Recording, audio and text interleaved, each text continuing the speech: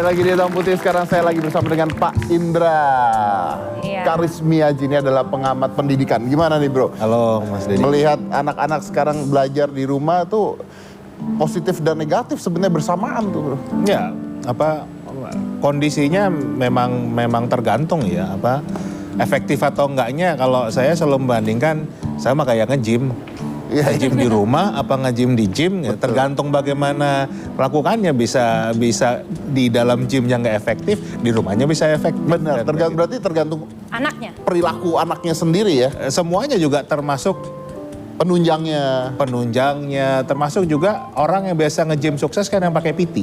Iya betul, Ya kan? PT-nya nggak ada nih. Nah, PT-nya sebetulnya ada, cuman kan dari jauh. Iya, Nah, betul. mampu nggak ini dan orang tua mampu nggak jadi PT, kan begitu.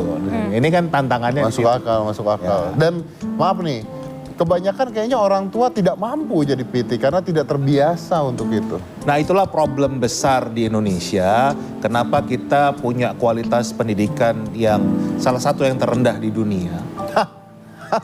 Gitu. Dan bahkan Girang amat sih. Bukan girang, sedih. sedih kan gitu. Sedih, cuma mau Nangis gimana itu ya? lagi. Sekarang semua harus diketawain. Sedih. Bahkan untuk urusan membaca, urusan literasi, kita itu nomor 60 dari 61 negara. Tuh. Girang lagi. Yang 61 siapa Pak? Botswana. Hah? Apa itu? Botswana. Saya bahkan Negara. nggak pernah dengar Pak. Negara Botswana nomor 61, kita nomor 60. Jangan mau kalah kita sama Botswana. Harus 62. Loh, 62. Gak bisa Negara- bisa. dong.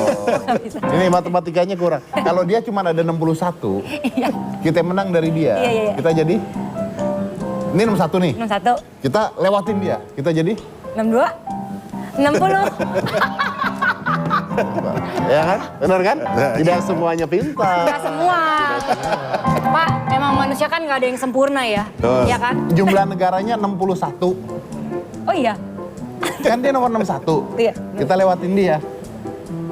Kita jadi, 60. Udah ini masih lanjut aja. nggak bisa, ini penting. Nggak Bodoh mau. banget. Ya emang. Kita 60, dia 61. Iya. Kita ngelewatin dia. Kita jadi nomor 1 dong. Iya, Dia jadi 61. 60. Ya udah. Oke Mas Ded, bener jawabannya. Nggak ngerti Pak, ini besar nggak ngerti. Nggak ngerti. Gue nanya deh, stres gue. Tapi mungkin yang stres sebagai orang tua nih mungkin bisa stres juga nih ngajarin anaknya ternyata nggak bisa misalnya kayak gini nih. Jadi yang bisa dilakuin orang tua tuh kayak gimana? Problem besarnya orang tua Indonesia itu, mohon maaf nih, rata-rata mindsetnya tentang pendidikan adalah outsourcing. Jadi, ditaruh di sekolah, dikasih ke bimbel, manggil guru les. Jadi bukan mengambil bagian terpenting dalam pendidikan anak. Ya. Tapi kebanyakan mayoritas kita itu mindsetnya outsourcing. Pokoknya yang penting bisa bayar. Nah itu bedanya kenapa Finlandia nomor 2, nomor 1. Iya. Karena justru orang tua yang mengambil peran Mengajari anak-anaknya. paling penting dalam pendidikan mereka. Gitu. Nah kalau sekarang udah seperti ini gimana Pak? Ini justru waktu buat ngeriset lagi, ya kan? Karena juga mau outsource di mana sekarang, ya kan? Sekolah tutup, bimbel tutup, ya kan? Nggak boleh berjalan semua kan gitu. Guru nggak boleh datang ke rumah kan? Ini saatnya kita bisa memulai dari nol, kita bisa kayak Finlandia. Jadi mulai dari yang sederhana aja dulu. Ajarkan anak membaca. Jadikan itu dan waktu yang tepat. Karena kan kalau sekarang nih ya tadi bisa ribut, bisa berantem, bisa ini. Iya. Tapi kalau semua misalnya bapak, ibu, anak-anak sama-sama membaca, itu kan tenang. Ya kan? Jadi dan membaca pun kalau di rumah nggak ada buku, pakai gadget. Tapi Nggak yang masalah dicari, ya, yang nggak masalah dicari gadget ya. adalah bacaan. Bacaan. E-book yang E-books, bukan ya. bukan WA, bukan ini Baca ya. grup WA gitu, bukan ya? Bukan kan gitu, tapi buku. Kemudian habis membaca itu saat makan diskusikan. Jadi bisa bukunya bisa sama bareng-bareng. Jadi sekaligus orang tua ngasih contoh sama anaknya. Ini loh cara membaca gitu. Terus nanti kita diskusi bareng. Tapi bro, ini kan kita lihat belajar di rumah. Tadi kita lihat contoh-contohnya ada anak yang belajar online dan sebagainya. Masalahnya di Indonesia ini tidak semua wilayah memiliki kesempatan yang sama. Dalam arti kata nggak semuanya punya laptop, nggak semuanya ada wifi-nya, nggak semuanya bisa belajar Tuh. E-learning tuh nggak semuanya. Ya. Nah, gimana nih anak-anak yang tidak punya itu sekarang gimana? Nah,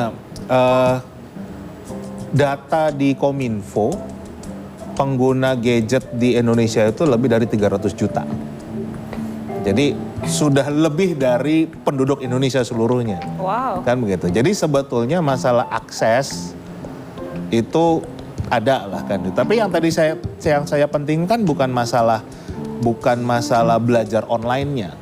Orang tuanya ya. Tapi orang tuanya dulu mengambil peran lagi kalau memang orang tua itu punya peran penting dalam pendidikan masa depan anak. Ya, ya. Dan itu dimulai dari memberikan contoh.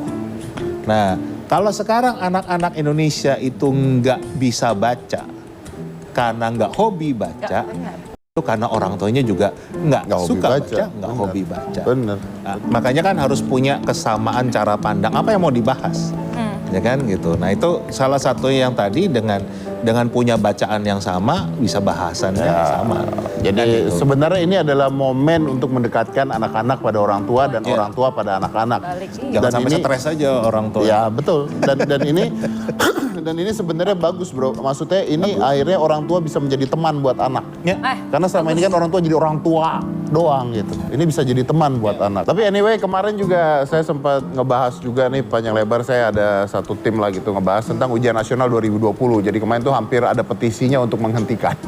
Ya. Tapi ternyata langsung dihentikan oleh Pak Nadiem ya, ujian nasional. Dan saya rasa tindakan yang bagus ya karena sekarang Sangat bagus. lagi dalam keadaan seperti ini juga gitu. Bukan cuman itu, saya juga udah bertahun-tahun mengatakan UN tidak ujian nasional itu bagaikan timbangan yang rusak. Ya.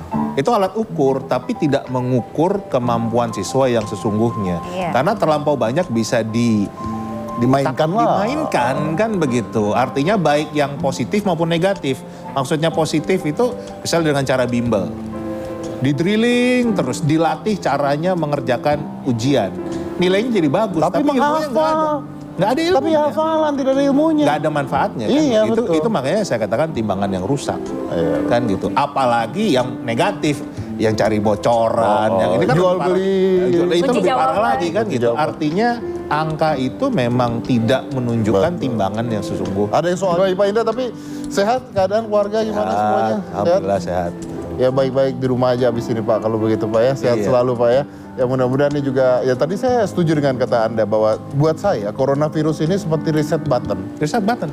It's a reset button to the whole world. Semua bagusnya seluruh dunia kena kan. Iya, gitu. seluruh dunia kena. Kalau kita keluar aja sekarang udara lebih bersih. Iya. Ya kan, jadi mungkin reset button dan kita belajar lagi bagaimana cara hidup yang baik dan benar. Pak Indra, terima kasih banyak Sama-sama. sudah hadir di Terima kasih, Hitam Pak. Putih. Baik, setelah ini kita akan membagikan tips-tips bagaimana anak senang belajar di rumah. Cuman gua nggak yakin yang ngasih tips bener pernah belajar apa tidak di rumah. Setelah yang satu ini, jangan mana-mana tetap di Hitam Putih.